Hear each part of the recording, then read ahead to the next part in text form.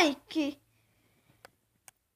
ketkä mua tilas silloin, kun mulla vielä oli 2 tilaajaa, niin te tuplasitte sen kaksinkertaisena. Mulla on nyt 4 tilaajaa ja mä haluan nyt kertoa, mä matkin nyt vähän herbalistia, koska siltähän on tullut nyt se 0–100 video. Niin mä haluan kertoa, että mistä tää kaikki on lähtenyt. No tää kaikki lähti sellaisesta ideasta, että miltä tuntuisi joskus niinku ruveta kuvaa videoita. No, mulle ostettiin kamera, jolla sai 20 sekuntin pätkiä ja me tehtiin aina kavereiden kanssa jotain action-filmiä, trailereita ja sitten kuvioihin alkoi tulla pikkuhiljaa YouTube. Silloin ei oikein ollut vielä tubettamista kunnolla olemassakaan. Ja mä oon tosiaan 10-vuotias. Joo.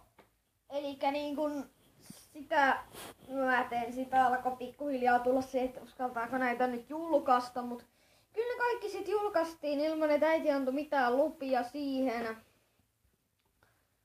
Sitten mä tein kanavan nimeltä Films of Mans. Ja tää kanava ei oo enää tuolla, kun mä sitä käytin, niin se saavutti 10 000 tilaajaa. Joka oli aivan upea määrä. Mut mä en tiedä, onks mun kaveri ottanut sen nyt vielä niin kun aisoihin, että saattaa sinne joskus jotain videoa ilmaantua.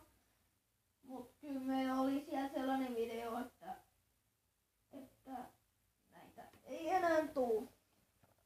Mut sit kävi myös niin, että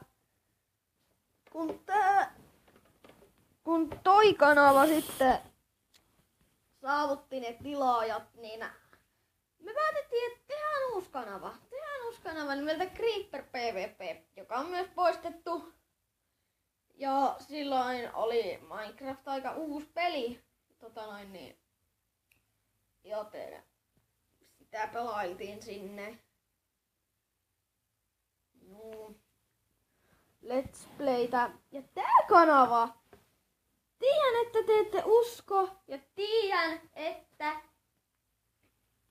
te ajattelette nyt näin, että sori, ette te oo mitään huoria lutkia, mutta no, kyllä jos toi ois oikeesti totta, niin se ei ois poistanut sitä kanavaa. Sehän tuli 100 000 tilaajaa. Mut siltäkään kanavalta, mä en oo miltään kanavalta käynyt tubekoneissa tai miiteissä muuta kuin itse tapaamassa. Viime vuonna kävin lakkoon morjenstamassa ja otin bussin takaisin tänne kotiseudulle Pohjois-Karjalaan. Ei vaan mä asun Pohjois-Karjalassa, jos mä joskus sen kerron. Niin. Ja